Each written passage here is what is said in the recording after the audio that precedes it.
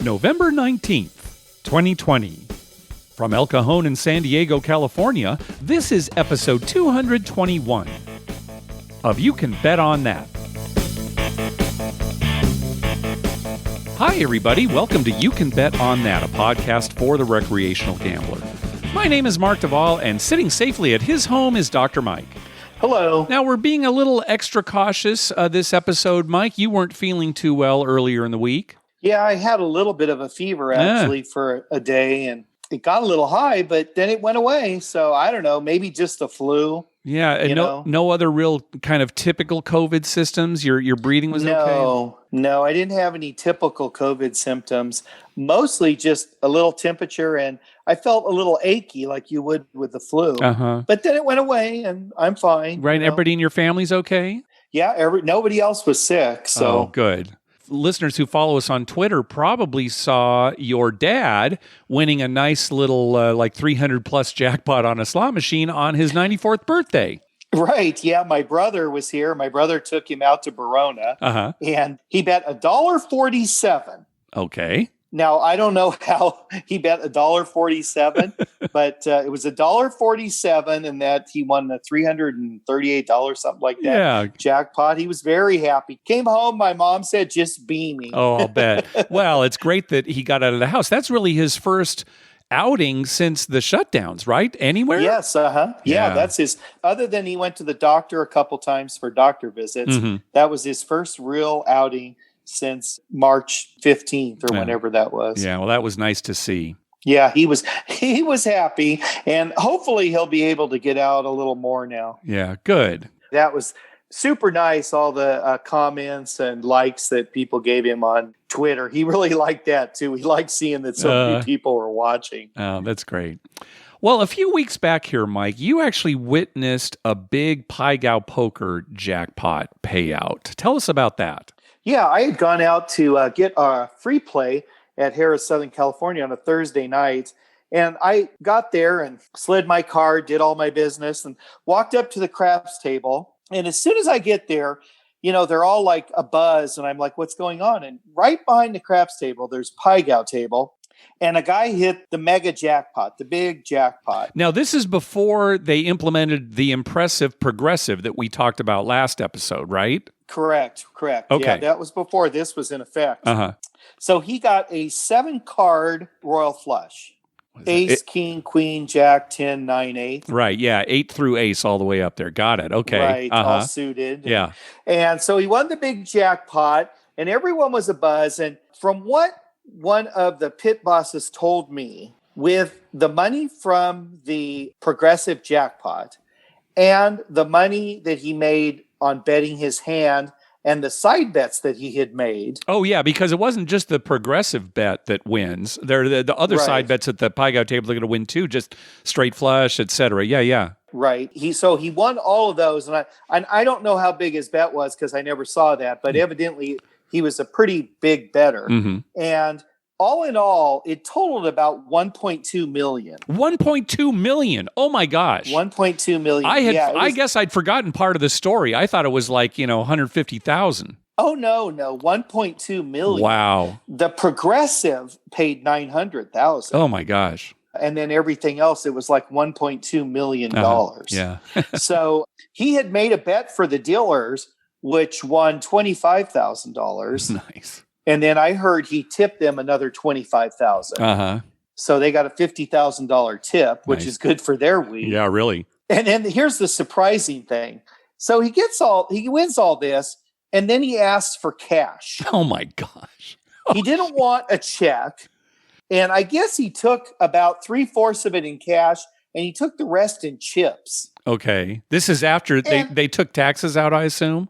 I don't know. I assume. Yeah, right. But all I know is I sat there and watched as they brought out this big old stacks of $100 bills, wrapped up like $10,000 in a bundle, and, laid it out on the table and counted it up and gave him. And he took his money and carried it out to the car. Oh my gosh. The casino must have hated that. I would imagine that if somebody asks for cash for that amount of money, they're probably sweating. I mean, they had it on hand, so, that's good, right? But, oh my gosh. Yeah, they have it. I assume, though, for them, it's like, oh, great, because they probably have to call the bank and the next day get more cash. Yeah. I don't know how that works. Now, if this had been like a casino in Nevada, by law, they have to have the cash on hand, to cover something like that. But who knows with a tribal casino like this? I'm sure there are certain laws that are also in effect. But again, it's not exactly the same. Well, I can almost guarantee you, Mark, that if that had been me and I asked for cash, they would have just brought an IOU out. I would have got some piece of paper that said, we owe you blah, blah, blah, whenever we get it. That's right. Or they'd say, I'll tell you what, Dr. Mike, we'll give you it all in cash after we deduct how much you owe us. Yeah, right. Well, here's another funny part of the story. Okay. Evidently, the guy came in to play craps. Okay. And there were 2 craps tables open, 2 live tables. Right. He went up and they were both full. So he had asked the pit to hold him a seat. And they said, okay, well, when one comes available. In the meantime, he walks over to play Pie Gal. Wow. And then hits this, 1.2 million. You want to talk about luck? Yeah, I mean, if there's one seat open, he takes it. Yeah, and then he doesn't win the Pie Gal jackpot. Yeah, and maybe nobody does, right? Right. The cards come out different. And, oh my gosh.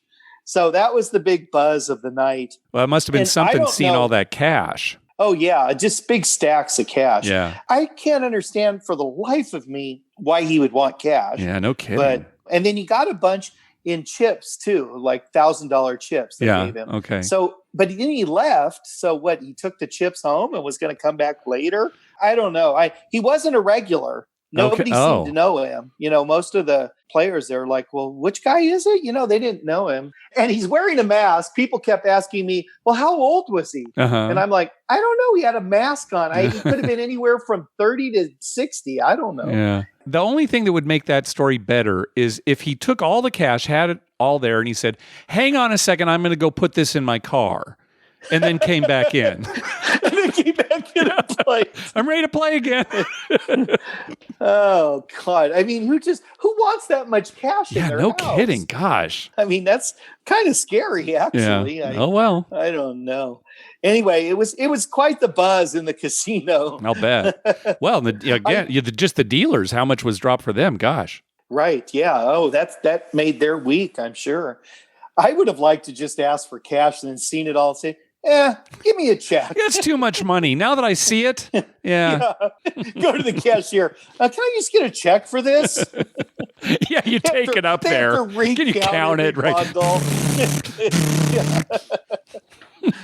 Oh, gosh. You see everything in a casino. Yeah, I mean, just when I think I've seen it all, something else happens.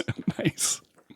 Well, we got a question from listener Scott, who is considering bringing his teenage daughters along for a trip to Las Vegas in December, kind of like a shopping trip. And he was actually asking you specifically, Dr. Mike, what you do when you take your girls to Las Vegas. What do they like to do? What's something interesting that they can do? Now, your girls are teenagers now, and I believe Scott's are too. But you've been taking them to Vegas since they were little, right? Right. Yeah. Oh, yeah. The first time they went, they were 8-10 years old. Okay. Something like that. So tell us what you did to keep them entertained at that age, and then what you do now when you take them as teenagers, things for them to do in Las Vegas. Well, the first thing I'm going to say is I probably have the best, most understanding wife in the world. Okay. Because when they were little, there were a lot of times where, there were no times we left them alone. Well, no, of course not. So, right. And so there were a lot of times when I'd be down playing craps and my wife's up in the room with the girls. Right. When we weren't all together. So that was a little harder. Now that they're older, she can leave them in the room and come down and play with me and gamble and stuff or do whatever. Right. Or they can actually go and do other things, not casino related, right? They can go to the mall, they can go eat, that kind of thing now. Right. Yeah, they can shop through the mall by themselves and stuff. They're high school age. So it's a little different now. But when they were kids, she would spend a lot of time with them in the room. And they enjoyed stuff when they were younger, like the pool. Sure. So when we were there in the hot months, they spent a lot of time out at the pool. And then, they'd go shopping through the mall, and they like to go in and out of the stores and see the stuff. And they liked things like the volcano, right. or the water show Mhm. or stuff like that. Mhm. Now that they're older, they still actually enjoy the pool when it's warm. Mhm. But like in December, the pool's probably closed. Yeah. But they do like going out to the restaurants, and we have gone to shows. Oh, okay. Like Circa Soleil type shows. Oh, right. Shows like that are sort of age appropriate. Yeah. Right. Yeah. They like the Circa Soleil and stuff like that. But now that's another problem now with COVID. There's no shows, Right. and your choice of restaurants is not a lot. Yeah. So, that may limit a little bit of that. But there's still the mall. Did you ever take them to like the amusement park at Circus or anything like that? No, we never did. We talked about that several times. Yeah. And then we just never did. What about like walking down the strip and Okay. seeing the lights and Yeah. stuff like that. I was going to say, what about other things off strip, like the Pinball Hall of Fame or the Neon Museum? Did you ever try anything like that? No, every time that the girls have been with us, we've kept it to a short trip. Okay. So we'd get there like late Friday night, and then, they'd occupy Saturday day, and then we'd eat and then we leave early Sunday morning. And it's probably pretty hard to pull you away from the casino area, right? Right. Anything that's a few miles away from a casino, you probably start getting the shakes. They quite honestly, they like to sit in the room and they watch movies and stuff like that. Even when they were little, we'd get a movie, a Disney type movie, and they'd watch a movie, they were happy with that. Did you ever get room service or something? Oh yeah. I was just going to say, that's one of the things they really enjoy is like room service and getting stuff and eating it in the room. Okay. Yeah. Okay, and you still may or may not be going in December, still haven't made up your mind about taking the family? Yeah, we just talked about that. Yeah. My points for the great gift wrap are about half of what they normally are. Yeah, that's what you said last time, yeah. And they actually, I think they sent people dollar amounts. People who have been earning those points probably got emails recently indicating how many points they had and what that meant in terms of dollars. Right. So you know exactly about what you can get. Yeah. We almost convinced ourselves we weren't going to go. Mm-hmm. And then we kind of thought, well, maybe we're going to go because, to be quite honest, my girls wanted to get iPhone watches. Oh, the Apple Watches, yeah. The Apple Watches, yeah. And I thought, well, we could go and get them Apple Watches. And I kind of need a new phone. My phone is really acting up a lot lately. So I kind of wanted to do that. So then we kind of talked to ourselves and, okay, we're going to go and get new electronic stuff. Yeah. And now I don't know. We're so on the fence. Yeah. It's almost like it's going to be a last minute thing. One nice thing is, as far as the shopping goes, you do not have to go and shop. You can pre-arrange everything and actually put it in like a cart on the computer. And then you just go to the checkout immediately and check out. Oh, well, that makes sense. They're trying to reduce the crowds and what have you. They're trying to reduce the crowds, yeah. Now, I saw that and I got excited because I thought, oh, great, can I do this from home? You're missing the point of the great gift wrap-up, Dr. Mike. Right, which would kind of make going there, a moot point. Yeah. But no, you have to go to check out at the event. Right. Yeah. But you actually don't have to go in and shop or do any of that. Right, you can have everything all ready, so it could be quick and easy, which for me means more time at the table. Yeah, exactly. So the casino's happy with that too. Yeah, the casino likes that. And I was thinking to myself, well, maybe I'll just go. Yeah, if that's my true wife too, has already done all the shopping, all I have to do is go and check out and then just, head back to the tables, and maybe I'll just fly in for the day. All right. So if you do go, it might be a last minute thing, and it would be the second weekend in December, right? That's what you're looking at? The second weekend in December. Yeah. Okay. And so if that does happen, I'm sure you'll put it on Twitter. Everyone will know. Oh, yeah, we'll know. Well, Scott, if you do end up taking your daughters to Vegas, there's probably plenty of things for them to do even during the pandemic. So good luck to you, and have a good trip. Hey, thanks to everyone who's been clicking through our Amazon link. Remember, whenever you're going to buy something through Amazon, please go to our page first, youcanbetonthat.com, and click through our Amazon link towards the top of the page. All right, let's move on to some voicemails. First up is Big Al. Hi, guys. Big Al from Ontario, Canada. Just want to give some of your listeners a little heads up there. Belong to one of the bigger poker sites and playing with the closest thing. I've been playing a lot of poker online. About a month ago, my account was hacked, and somebody went in there, and they were withdrawing funds from my account. So fortunately, I didn't have a lot of money in there, but I just want to give everybody a heads up to keep your account low just in case it happens to you and you get hacked like I did. And I got to say that the outfit that runs the poker site is not very helpful, and it's been a month now and they're still jerking me around. And just a heads up, and hey, I enjoy your show. Keep up the good work, and talk to you later. Bye now. Yeah, good advice. Don't use your online poker account as a bank. Don't keep more money on there than you need to play with. Yeah, you probably never want to get too much in there, right? Right. Make withdrawals when you can. Rather, obviously if you need the money to play, then fine. But if you're just playing 1 penny, 2 penny, no limit hold'em, and you've got $50,000 on your account, well, maybe withdraw some. Speaking of that, Mark, a good friend of you and I who lives up in the LA area who has a sports betting account with my bookie. Uh-huh. He was wondering, what are the odds that he can ever get his money out, withdraw money? Because he hasn't withdrawn any money. So he put some in. He's been winning. He has some money in there. If he wanted to get it out, he asked me, what do you think the chances are I can get it out? Well, and I thought pretty good, right? Certainly with something like my bookie, which is a known entity. Maybe some of these other ones that are, the names, they're not quite as big names, might be a little iffy or shady or whatever. But I think my bookie has a pretty good reputation. So I'd say he'd have no trouble, especially if you're not talking about, really big sums of money. Right. See, that's what I thought. I thought, well, if you're talking about millions, then, maybe that's a little different. Right. You're talking about hundreds of dollars. I think you probably don't have a problem. Oh, yeah. I'd say that's no problem. We've never actually tested that ourselves because our sports betting has been so bad, we've never been able to make a withdrawal. We usually make it last quite a while, and then we have to add to it. Right, that's right. We actually have done pretty story. good since sports started up again after the shutdown. We've been holding our own. But I'll tell you, Mike, college basketball starts next week, and the money is going to go fast. So we're going to have to make another deposit here soon. Just trust me. The Aztecs, San Diego State Aztecs, came out with their schedule.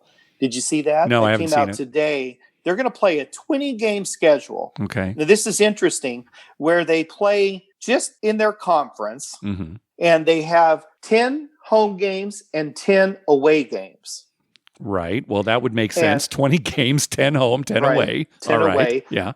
Okay, but each team that they play, so let's say we're playing New Mexico. Okay. Well, we go to New Mexico and we play them 2 games there. Okay. In New Mexico. Mm-hmm. And we play those 2 games over like a 3-day period. Oh, I see what you're saying. Uh-huh. So they go there, they play a game, they have a day off or 2 days off or whatever, and then they play another game. Okay. And then they fly back home. Ah. So this limits their flying, and it also limits the amount of people that they come in contact with and stuff. Right. I thought that was a pretty unique way to get around COVID. Yeah, not bad, not bad. To deal with that, right? And it's good for us viewers because it's like, Tuesday night I watch an Aztec game, and then Thursday night I watch an Aztec game. Yeah, right? probably should be around the same time if they've scheduled it that way, same channel. Right. And then maybe they come home Friday, and then maybe Saturday and Monday they have a game at home against somebody else. Yeah. So, you get to see that same team 2 times real quick. That's kind of nice too. I like that. Yeah. Well, definitely looking forward to college basketball and to March Madness, which I have a feeling is going to happen in some form. They said they're going to have it, and it's all going to be in one city. Okay. So the whole tournament is going to be like the NBA finals were. Okay. Just all in one city. Right. And, you just stay there until you lose, then you go home. I guess. That's good. All right. Next up is Cody. Hey guys, Cody from Alabama with a trip report from Tunica. So went the Thursday after Veterans Day. I'm a groomsman in a wedding this upcoming weekend, and we wanted to get away for a day or 2 before the wedding. And with COVID going on, there's not a whole lot of places you can go that are open and ready for business, but we thought we could get away for a day. So we went over, got there, we stayed at the Horseshoe. The report we have is just kind of an update of some of the protocols and the way that the table games have changed some during COVID. I went back in May when the casinos first reopened, and they were kind of operating similar to how the table limits and things like that. The only difference was, of course, like the mask mandates and all that kind of stuff. But it was a lot different when I went in last night. I mean, there's obviously mask mandates, no temperature checks or anything like that, like I've experienced in some other places that I've been.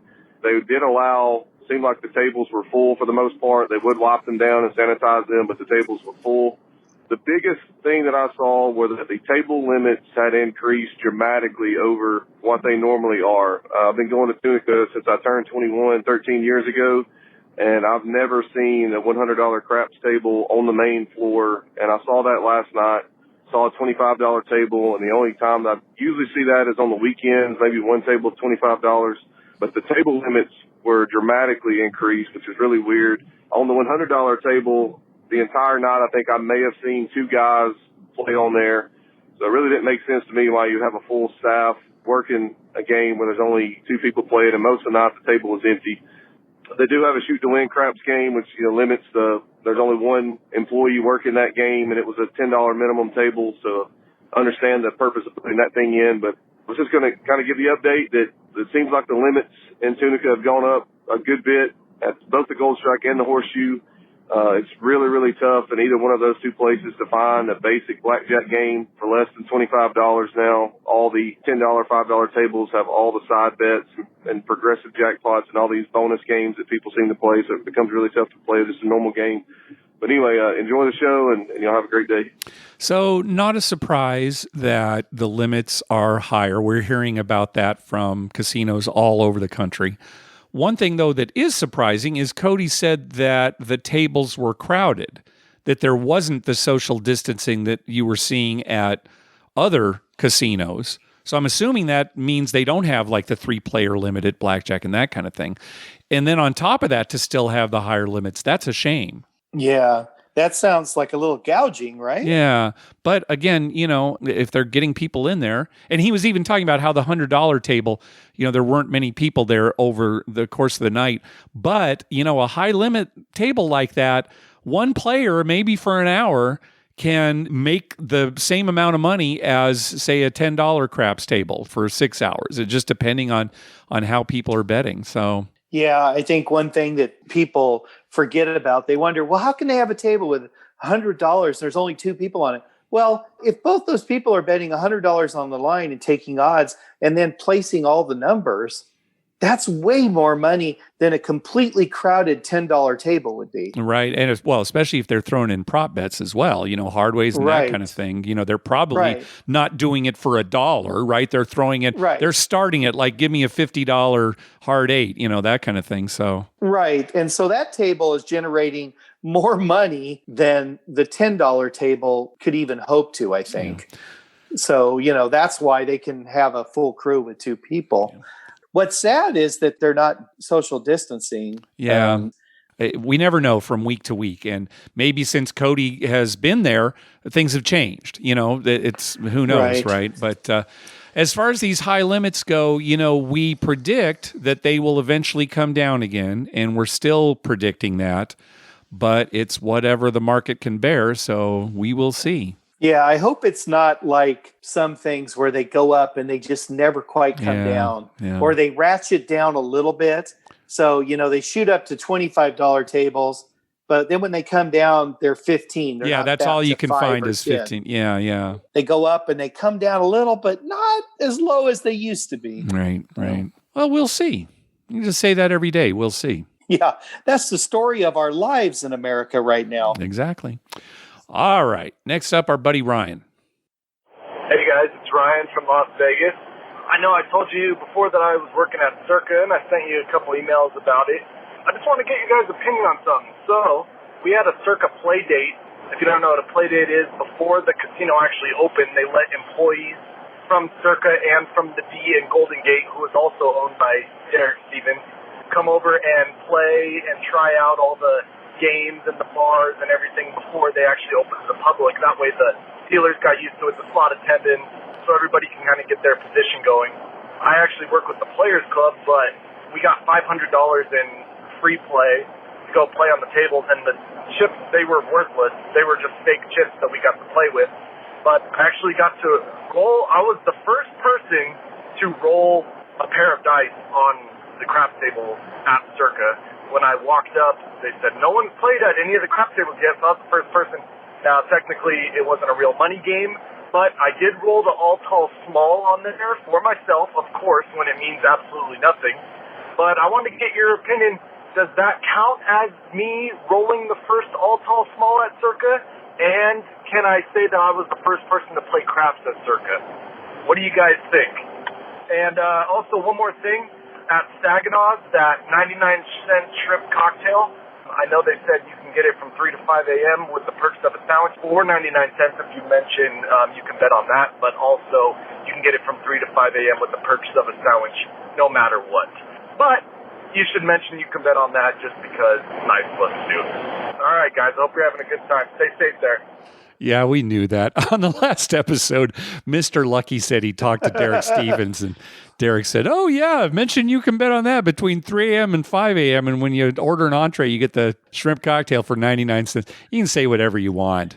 Oh, you know, this bud's for you. Oh, you get the shrimp cocktail for 99 cents. Well, as far as whether it counts or not, Ryan, most definitely, I'd say 100% it counts. No way. I am completely in disagreement with you, Dr. Mike. It does not count. Oh, it counts, Mark. You're on a table. I don't care. It'd be just like, does it count because the guy only bet the minimum? It counts no matter what, whether it's real money or fake money. No, there's no money. The casino wasn't open to the public. No, doesn't count. I'm giving it to Ryan. In my mind, it counts. He has the first all tall, all small winner in Circa history. Because, they told him nobody had rolled dice on the table before, but how do you know? You don't know. It's got to be official. It's got to be after the opening. It can't be before the opening. It has to be after a soft opening or something. I say no. We're in disagreement on this one, Dr. Mike. I'll probably walk into Circa. I'll walk up to a craps table. There'll be people playing. There'll be money on there. The dice will come to me, and the guy says, you're the first person to ever shoot craps at this table. Good luck. Either that or there'll be a little plaque on the table. This is where Ryan, the first person to ever roll the dice on this table, hit the all, small, tall. Yeah, we should say that. If there's a plaque, you're the first. Okay, if there's a plaque, Ryan, then yes. That's I'll go along with that if I see a plaque. Hey, in his mind, he's always the first. All right, that's fine. Think whatever you want, right. Ryan. Don't ask us. What do we know? No, I'm with him. I think he's the first. The first is the first. Doesn't matter if it was real money or no money. If we do see Derek Stevens in the future, let's ask him. Uh-huh. We'll there you go. Yeah, well, yeah. Yeah, he'll say, if you mentioned you can bet on that, you were the first. All right. Last call. Hey, guys. This is Joseph from Grand Prairie, Texas, just outside of Dallas. I have a bit of a trip report question kind of thing going on. After 2 canceled trips to Vegas, my wife and I finally broke down and said we're going to make a weekend trip out there, so we did. Stayed at the Plaza. We had planned on spending a little time on the Strip, but when we got there was a shooting at Circa, so we just stayed downtown. Visited everywhere, downtown, Plaza, Four Queens. Went and checked out Circa. Of course, it was real busy when we were there on a Sunday, on a game day, and it was just crazy. I'm a video poker guy, so there wasn't a whole lot of video poker for me. If there was, I missed it. But it was nice. One thing I was going to ask, if you guys had done a episode on sports gaming, I didn't know if you guys would go over that or a little crash course in sports gaming, the terms and stuff like that for, I'm not real big into that, but I thought it might be interesting to hear. Maybe I would try it. I know you guys talk a lot about it. But anyway, that's it. Did okay downtown. Won about $1,000, lost about $6,000. Left Vegas with a little bit of cash, and the money that I brought didn't even touch it. Everything I lost was winning, so it was cool. Anyway, enjoy the podcast. Thanks for the entertainment and the info. Take it easy. Okay, yeah, sure. Let's go over some sports betting. Let's just preface this by saying this is really sports betting 101. So this is for people who have maybe never made a sports bet or just unfamiliar with the terms and that kind of thing. So people may be approaching it for the first time. 3 of the most basic bets in sports betting are the money line, the point spread, and totals. Sometimes you hear totals referred to as over-under. Those are the 3 of the more basic bets. Now, the money line is a wager where you're betting on either the underdog or the favorite. And if you bet on the favorite, you have to bet a little bit more to win less. And if you're betting the underdog, you bet a little less to win more. And let's talk about some examples. American odds for sports betting are in terms of $100. Think of it that way, $100. So you may see a line on say a baseball game where the favorite is listed at minus 160 and the underdog is listed at plus 140. What that means is if you want to bet on the favorite, you have to wager $160 to win 100. So in other words, you bet the favorite, you bet $160. If the favorite wins, you get your $160 back plus $100 in winnings. And again, it doesn't have to be $160. It could be, say, $16 to win 10. But that's just the ratio. When you see minus 160, that's what that means. If you're going to bet the underdog, and in this example it says plus 140, you would bet $100 to win $140. So again, if you bet the underdog and the underdog won, you'd get your $100 back plus an additional $140 in winnings. And typically you'll see people betting the money line in sports like baseball and hockey. You can do it in all sports, but really money line, it's mostly in baseball and hockey. Right. So a team doesn't have to win by a certain amount. The score doesn't have to be a certain thing. It's just either win or lose. Right, exactly. Now, what Mike's kind of alluding to here is the point spread bet, where they say you're betting against the spread. And sometimes you'll see a spread listed as, say, the favorite is -6 and the underdog is +6. So what that means is that if you bet the favorite, they have to win by more than 6 points in order for you to win the bet. Otherwise, the bet on the underdog will win. Again, the underdog is +6, meaning that if they win outright or they lose by less than 6, the underdog in this case, the underdog bet wins. And if the score is separated by exactly 6 points, it's a push. Both bets would get their money back. Typically, when you're betting against the spread, you have to put up $110 to win 100, or say $11 to win 10. That's called juice. That extra amount there is called juice. That's how the sportsbook makes their money. So no matter what side you bet on, underdog favorite +6, -6, you have to put up $110 to win 100. And then the last bet, the totals, you can bet that a final score, combined score of both teams will be under or over a certain amount set by the sportsbook. So let's just say that the over-under is 50 points. So if the combined score is more than 50 points and you bet the over, you win. If it's less than 50 points and you bet the under, you win. And it's the same 110 to 100 ratio. You have to wager $110 to win 100. And again, if you win the bet, you get the $110 back plus the $100 in winnings. And those are the very basics of sports betting. I guess we should also mention that sometimes the point spread isn't an even number. Yeah. You in your example of 6, sometimes it could be 3.5. Mm-hmm. And so if you bet plus 3.5 and your team outright wins or loses by 3, then you win the bet because you're getting 3.5 points. Right. Yes. Same thing on the other side. If it's -3.5 if they win the game by 5, you win the bet. But if they win the game only by 3, you lose because you had to give the other team 3.5 points. Right. Anytime you see the halves there's no chance of a tie, right? There are no sporting events, at least in America, where you can score half a point. So sometimes you'll see lines at a half, which eliminates the possibility of your bet pushing. And that's fairly common.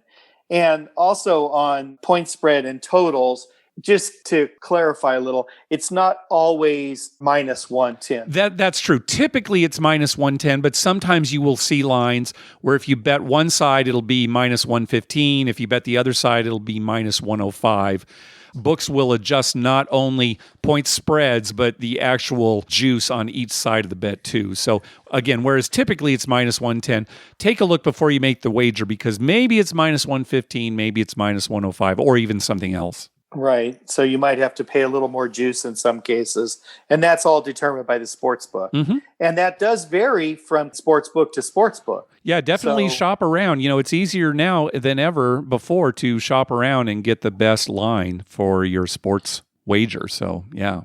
You can look up online and find out which one is the best place for you to bet. Yep. And there are so many other kinds of bets too, parlays and teasers and things like that. We've kind of talked about them in the past. We won't go into them right now. But those are the basics. And then if your question really is, hey, who should I be betting on? Or what strategy should I be using? Oh man, there's tons of stuff out there on the internet, including a lot of podcasts that are just devoted to sports wagering. So, go online and check that out. And one thing I've noticed, Mark, and I listen to a lot of radio shows, different things about sports betting. There's no one system that's perfect. Well, no. And you'll hear things like some guy will be saying, oh, they're a lock. They win this game easily by 10 points, blah, blah, blah. And then the game ends and they lost by 20. You definitely have to watch out for these sports touts, these guys who claim that they're winning 70% of their games against the spread, and they're saying this is the guarantee. Yeah, you got to watch out for that because there are a lot of cons out there, basically. Right. Even people who have information, even people who know things that, say, you and I might not know because they talk to players or people affiliated with teams and stuff, and they have a little bit of inside information, that doesn't always mean they're right. Yeah. Things happen in games. It's sports. So you got to take it with a grain of salt. Yeah. Now, there definitely are people who are consistent winners betting sports, but they're the minority, and you just have to watch out for the information that you're getting from all sides. And usually if the information is too good to be true, it's too good to be true. Yeah. All right. Well, that's going to do it for this episode. We want to thank some people for some recurring PayPal donations. Robin from Anytime Gambling, Justin, Nathan, Brian Dancer, and Brian and Sarah. Thank you so much for those donations. Yeah, by the way, Mark, I think we got to congratulate Robin from Anytime Gambling for an anniversary. Oh, yeah. He has 8 years ago today, as of our recording today, he started the website Anytime Gambling that covers the New England casino scene. So, yeah, congratulations, Robin. Hey, be sure to check out our TV listings showing all the gambling-related shows coming up within the next 2 weeks at youcanbetonthat.com/TV-listings. And our list of gambling-related movies at youcanbetonthat.com/movies. We'd love to hear from you. Call our voicemail hotline at 951-292-4377. That's 9512-WAGERS. 9512-WAGERS. Or you can email us at youcanbetonThat@gmail.com. You can also follow us on Twitter at youcanbetonThat and on Facebook at facebook.com/youcanbetonThat. Finally, please go to your favorite podcast app and write a review of the show. We love getting your feedback. Hey, happy Thanksgiving, everyone. Coming up this next week. Mike, got any plans? No, not really, Mark. Like most people, right? We're going to, right. It's funny. We're just going to stay home. Yeah. Not a very big get together at all. Yeah. So we're just going to take it kind of quiet. Yeah. I hope everyone's having a good Thanksgiving and counting our blessings. And I hope everyone is safe and healthy out there and getting through it. Yeah, definitely. Well, anything else before we sign off here, Mike? I guess one thing we better say, Mark, that we are very, very thankful that Harrah's Rincon, Southern California remains open. Yeah, exactly. Stay open, baby. Stay open. We need it. It's our fix. Yeah, we need it. It's our release. I mean, everyone's got to have a release. I don't know. For us, it's going to the casino. Yep. All right. Thanks for listening. Good night.